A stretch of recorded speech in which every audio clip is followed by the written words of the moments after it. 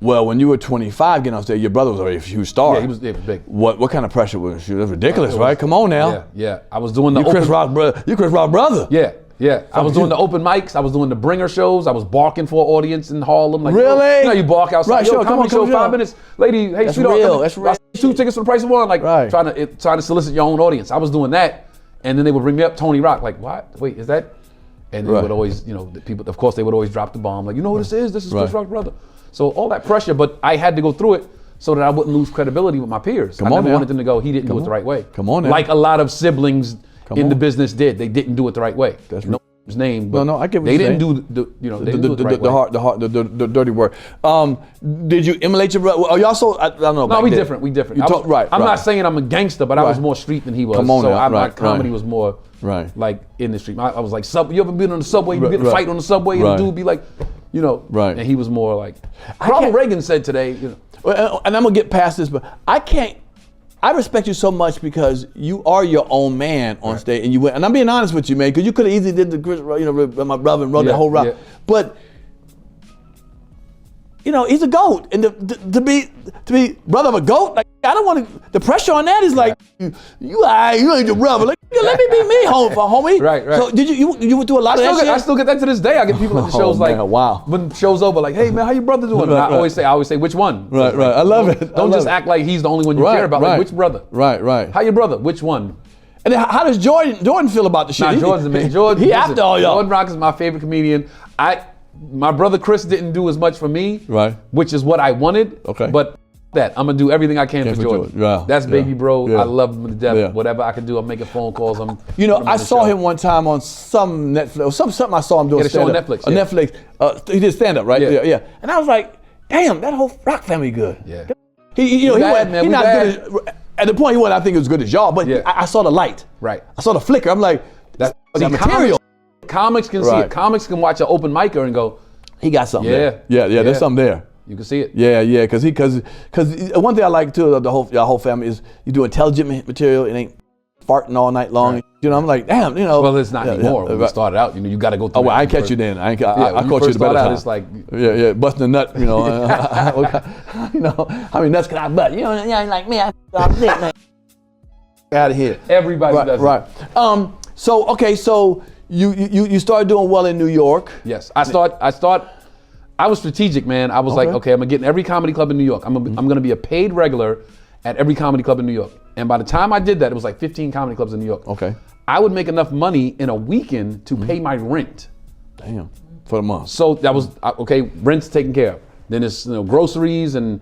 You know, if I had to do, remember you had to make tapes to send to comedy clubs to get booked back then. You had to get a stack of VHS tapes, record your sets and mail them to comedy clubs across the country to get stage time. Right. So I was doing that. I had to pay for headshots, but I had money. I was like, okay, cool. But when I started, I was like, I was way more disciplined. I don't want to say way more than I am now. Right. But I knew if it was going to work, if I'm coming behind my brother, it's going to have to be, this is all you do. You got to do this every day, all day. So I didn't go on any dates. Right. Damn. I wasn't chasing chicks. I wasn't hanging out in parties. I had literally left a life that I had behind to do this. Right. And you left life when I was working a regular job, like I'm saying, when I had a 9 to 5, right. I would get off on Friday. We in a car driving to Philly for the weekend. Yo, let's go to Baltimore. Let's go to CIAA. Let's go to Howard Homecoming. Let's go to Hampton. Once I started stand-up, I was like, yo, y'all be cool. You became a student. I love that. I gotta write these jokes. I gotta do this open mic. So if it was a date with me, was like, yo, bounce around New York City with me from comedy club to comedy club. Did you ever feel like come on, bro, help me a little bit? No. Never. That's dope. No. I've always been like, all my brothers will tell you, like I've always been a super duper confident dude. Like I've always been like. Yes, I get it. My way I can hit the baseball. Nice. I can hit the jumper. Like, what kind of job you have? Everything, bro. What Tony Rock work at? I worked in warehouses. I worked at the Metropolitan Museum. I worked at AIG. I was a catering manager. Everything. Whatever was hiring, if I needed money, because I just needed to get money to sustain what I was getting. I said, what I was doing. Right. I just want to get off on Friday and go out of town for the weekend. So when again, you said 25 is when you decided to be a comedian. Yeah. What was it before? Because you didn't want to be like your brother. That's what the point was. So it was like, I'm not trying to follow. It seemed like a really like a crapshoot. Like how many people really make it? You know? Oh, okay. And then I thought my mother's a school teacher. Okay. My mother emphasized education our whole childhood. It was like, get a job, get a degree, you know, all that stuff. So I kind of felt like this is what I'm supposed to be doing because it's been ingrained in my head. Get out of school, get a job, white picket fence, all that. But everybody doesn't go that way. And once I realized like, hey, I can still be successful and not follow her blueprint. Right.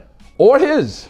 I'm about to say, but yeah, he didn't follow the blueprint. I my own thing, you know what I'm saying? Right. Right. And my older brother, and my brother Andre, like he left school and started his own trucking company, and it was like, wait, we all kind of live in our own in our own space and doing what we want to do. So I was like, let's do this. You're so East Coast to me. You know, you're very East Coast.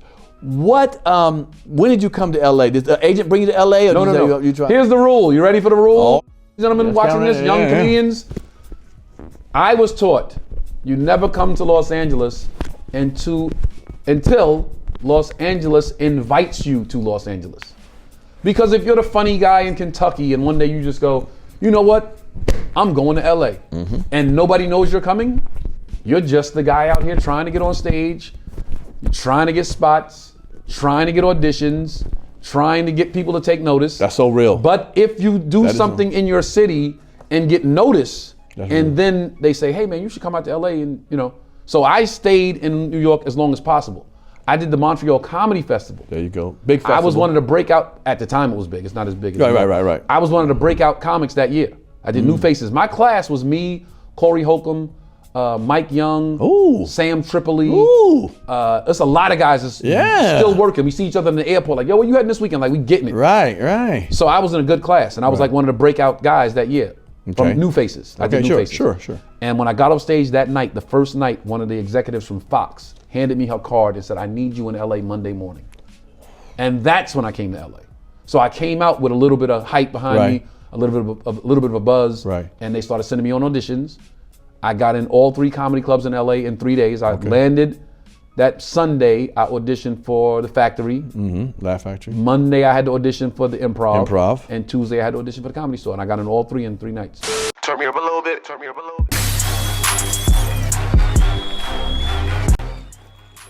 If you like that clip, hit the subscribe button or the notification bell. In fact, why don't you hit both of them?